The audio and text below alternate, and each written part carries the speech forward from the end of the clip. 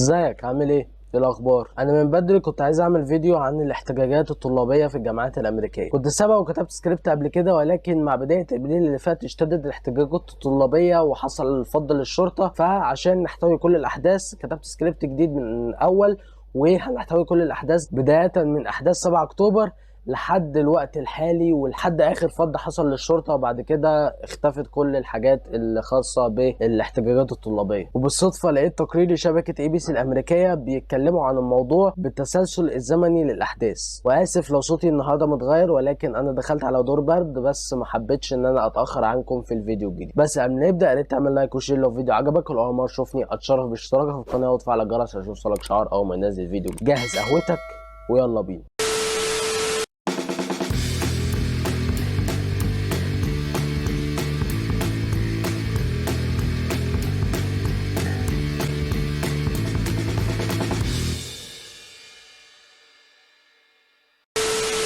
في 7 اكتوبر 2023 اندلعت عمليه طوفان الاقصى اللي شنها الذراع العسكري لحركه المقاومه الاسلاميه حماس كتائب عز الدين القسام في مستوطنات غلاف غزه على الحدود قطاع غزه في الاراضي الفلسطينيه المحتله. بعدها على طول في 8 اكتوبر اشتركت اكثر من 30 منظمه طلابيه في توقيع بيان بيحمل نظام الفصل العنصري الصهيوني مسؤوليه كل الاحداث وعن كل الاعمال العنف اللي حصلت، وان اللي حصل في 7 اكتوبر ما حصلش من فراغ. في خلال الاسبوع اللي بعده ظهر اتوبيس جوه حرم الجامعه عليه صور الطلاب المعروفين اللي هم وقعوا على البيان، وعليه لافته مكتوب عليها هارفارد's leading anti-Semites، يعني معادين السامية البارزون في هارفارد. وفي يوم 10 اكتوبر قام احد طلاب القانون في جامعة نيويورك بنشر بيان في نشرة اخبارية داخلية بيقول في جزء منه: تتحمل اسرائيل المسؤولية الكاملة في هذه الخسارة الفادحة للارواح. بعدها التقرير افادت ان شركة المحاماة اللي بيشتغل فيها الولد ده لغت عقده وفصلت. بعدها في 11 اكتوبر نفس 30 منظمه طلابيه دي اصدروا بيان بيقولوا فيه ان هم بيتعرضوا لخطاب شديد الكراهيه والعنصريه، ووصل حتى للتهديدات بالقتل من الجماعه اياهم اللي بيتهموا اي حد مختلف عنهم بمعاداه الساميه. بعدها نفس الجماعه اياهم اعلنوا ان هم اللي ورا ظهور الاتوبيس اللي شهروا بيه بالطلبه اللي وقعوا على البيان اللي بيحمل اسرائيل المسؤوليه الكامله عن الخساره الفادحه للارواح. بعدها نفس الطلاب دول جابوا ورا شويه وقالوا ان هم بيعارضوا كل اشكال العنف ضد المدنيين. بعدها اعلنت وزاره التعليم الامريكيه انها بتمضي قدما في التحقيق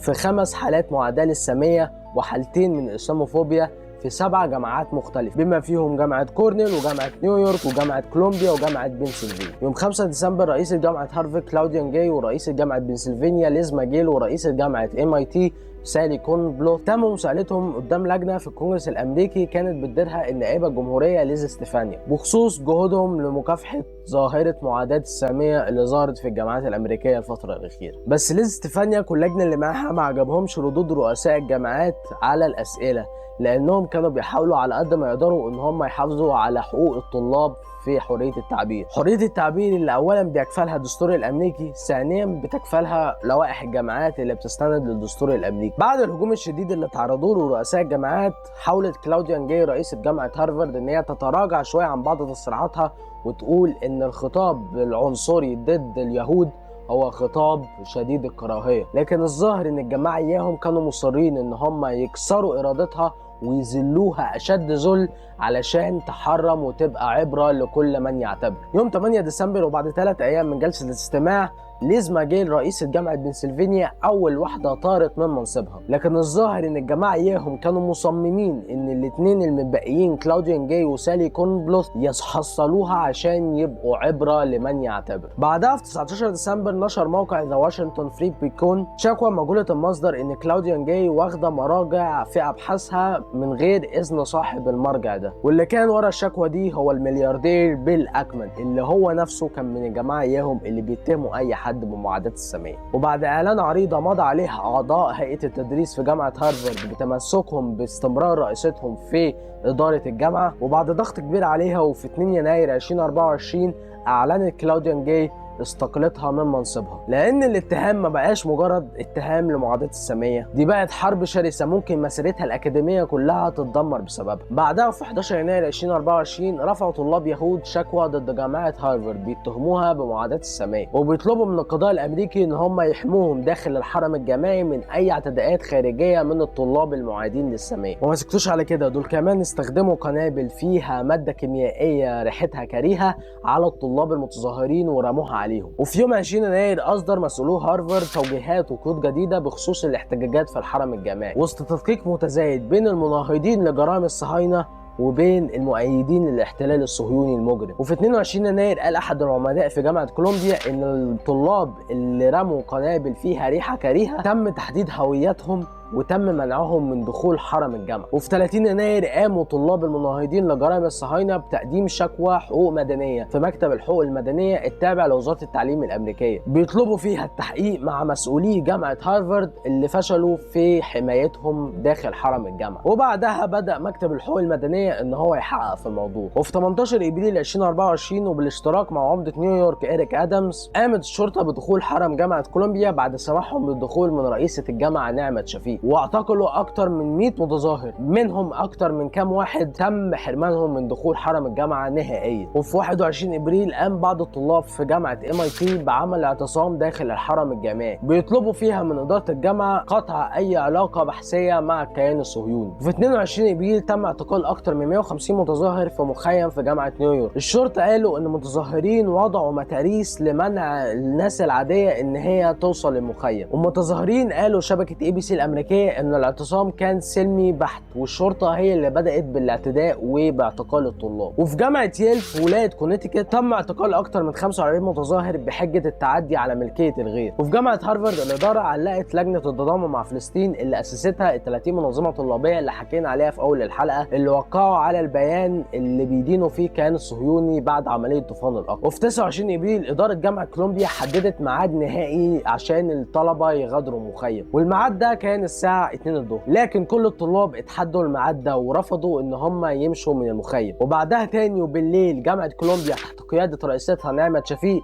قاموا تاني واستدعوا الشرطه علشان تدخل حرم الجامعه وتفض كل المتظاهرين، والشرطه اعتقلت كل اللي في المخيم. وبعدها عمل عمده نيويورك إريك آدمز مؤتمر صحفي اعلن فيه ان في جهات خارجيه هي اللي حرضت الطلاب الغلابه دول علشان يعملوا المظاهرات المؤيده لفلسطين، والجهات دي هي اللي استغلت طيبتهم وسذجتهم. هو طبعا ما قالش كده، ولكن انا اللي بتريق على الكلام اللي هو قاله في المؤتمر الصحفي. على فكره يا جماعه هم ما قدروش ان هم يقولوا ان الطلبه هم اللي عملوا كده بنفسهم، لان هم ما ينفعش يحسسوا الشعب الامريكي ان هم بيستهزئوا بيهم، لان الشعب هو اللي جابهم وهو اللي حاططهم على الكراسي، والشعب الامريكي هو اللي بيحكم نفسه بنفسه. هتقول لي ايه الدليل على كلامك ده؟ هقول لك الدليل على كلامي ان المؤسسه الوحيده في امريكا اللي ما تقدرش اي سلطه ان هي تحلها وتعيد انتخاباتها من اول وجديد هي الكونجرس الامريكي. الكونجرس الامريكي المكون من مجلس النواب ومجلس الشيوخ، لان الكونجرس الامريكي ده هو اللي فيه الناس اللي بينوبوا عن الشعب. واوعدكم وعد حق ان كمان سنتين في الانتخابات بتاعه الكونجرس كمان سنتين في 2026 هيتم النظر في كل السياسات الخاصه بدعم الكيان الصهيوني، لان الشعب الامريكي خلاص عايز يتخلص من الايبك ومن كل اللوبيات الصهيونيه في امريكا، علشان هم دول اللي شلوا بلدهم وخلاهم يحكموا ويدعموا كيان مجرم بيقتل المدنيين والاطفال والنساء. الحمد لله يا جماعه، الحمد لله خلصنا. انا بصراحه يا جماعه تعبت، والتصوير في الحر ده خصوصا ان المكان اللي انا بصور فيه ده ما فيهوش تكييف. المكان اللي بصور فيه ما فيهوش تكييف، ده غير ان لو في حتى تكييف، التكييف ده هيعمل صوت تشويش على المايك او على مصدر اللي جاي منه الصوت. عشان كده انا مصر ان انا ما صورش في اي حته فيها تكييف او مروحه او اي حاجه من دي، فبضطر استحمل الحر والفرهده اللي احنا فيها علشان نقدر ان احنا نصور الفيديو باحسن جوده ممكنه. على راي فارس عاشور، لنشرب قليلا من الماء ومنعش.